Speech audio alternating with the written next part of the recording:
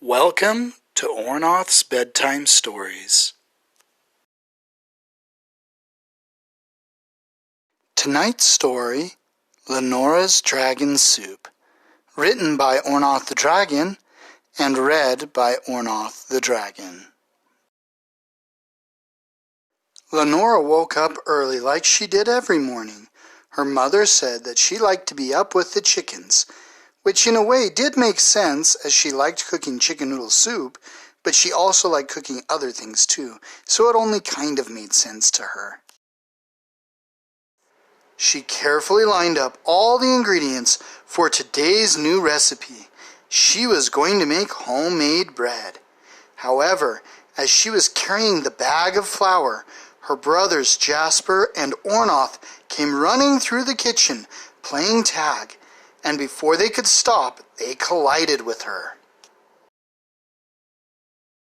Flour exploded all over the kitchen.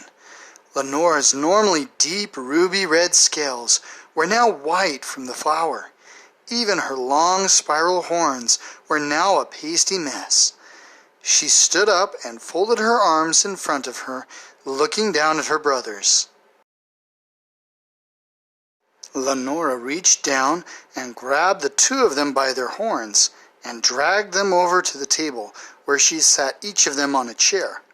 "All right, boys, you two have made a big mess, so now you have to fix it," she told them sternly. The two looked down at the floor, realizing that she was right. "Yes, Lanora," they said in unison. "I have to go get cleaned up. You two are going to clean up while I do, right?" she asked. "Don't worry, I will see that they do," Lanora's mother Lily said from the kitchen door. "Thank you, Mama," Lanora said as she went to clean herself up. When she returned, her brothers were hard at work, cleaning up the mess they had made. Lanora set up her cooking area again, but this time she found that she was out of flour. "Oh no, I am out of flour. How am I going to make bread without flour?" she asked. Jasper dashed over to the table and took what was left of flours off the table. "You can use these," he offered. Lanora rolled her eyes. "Flour, not flour, you silly boy. The words are homonyms. That means they sound the same, but mean something different," she taught him. "Okay, so where does this flour that looks like snow but is not snow come from?" Ornoth asked. "It is ground from wheat and sold in bags at stores," Lily said. "We can buy some more from the store in the city after breakfast."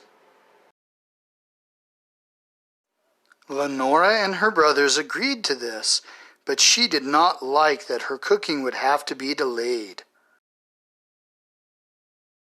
While they traveled to the city, Jasper asked, "Lanora, how come cooking is so important that you have to practice all the time? I love how it tastes, but I am worried that you are missing out on a lot of fun because of it." Lanora puffed out her chest as she responded, "Learning to cook is important because when I get captured by the king of a far-off land, I will be able to cook my way out of his dungeon," she boasted. Ornoth and Jasper looked very confused at this answer. Lanora rolled her eyes. "Boys," she sighed. "Don't tell me you have never heard of dragon soup," she said. Her brothers just shook their heads. They had no idea what she was talking about. Lanora shook her head and explained, "Dragon soup is a folk tale about a kingdom where the king promises a great reward to anyone who can bring him the most exotic dish or kind of food. One of his subjects, a peasant, decides to try to take advantage of this by making up a dish called dragon soup." Ornoth gasped, "But that is lying. Saying things that aren't true is bad. It gets you into trouble," he stated. Yes, it can, Ornoth, but I'm not to that part of the story yet, Lanora answered him. Lanora cleared her throat and continued. The king had never heard about dragon soup before, and told the peasant that if he could make it, and if the king liked it, then he could be the king's cook. This is when the peasant first started to learn how greedy lies are. They keep wanting more and more lies to keep them company. The only way he could keep up his lie was to tell a second one. He told the king that in order to make dragon soup, he would need a dragon. The king believed him, and he became the head chef for the castle. He did not really know how to cook, so he had to rely on everyone else around him to learn. But because he listened to everyone and tried to learn from everyone, they did not realize this. Eventually, the peasant did learn to be a master chef, and many years later, the knights of the castle went out the way knights always do and kidnapped a beautiful young dragon like me, Lanora embellished. They put her in the dungeon and told the peasant that he would have to cook her up in his special dragon soup. Both Jasper and Ornoth gasped at this. "Whatever became of her?" Jasper asked. The little dragons arrived at the store. Lily put them in one of the carts so that they could continue their story while they shopped. They put her in a cage and brought her up to the kitchen, where the peasant started to cry when he saw her, Lanora explained. She asked him why he would want to cry when she was the one in the cage and not him. So he finally told the truth and explained to the dragon that he had lied to get his job and that he had no idea how to cook dragon soup. The dragon decided to help the peasant by telling him to go and tell the king the truth. He did not know how to cook the soup, but the secret to the dish is that the dragon knows how to make it and would make it for them, Lanora finished the story. So that is why it is important for me to learn to cook, she concluded. Wow, that is a really important reason, Ornoth said. But we wouldn't let them take you away like that. We would rescue you. Lanora smiled at that. I still like to cook. I want to be the best dragon chef ever, she said. Then you will need some flour, Lily said, handing a bag to her.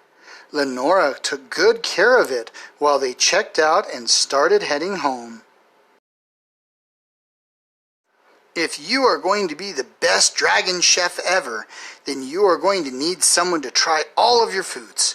So I guess I will have to volunteer, Jasper said dramatically. Me too, Ornoth chimed in. Well, all right, but only if you promise to behave from now on, Lanora said. Her brothers promised to be good, and once they got home, they did their best to help her by pretending their kitchen was the kitchen in her story and that they were the assistants.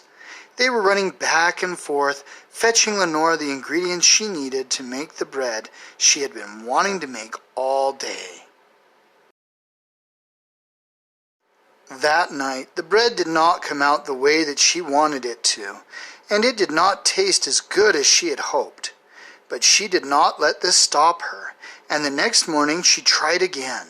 It took Lanora 15 loaves to get it right, but her practice paid off. From that day on, Lanora and her family always had the best homemade bread they had ever tasted. The end.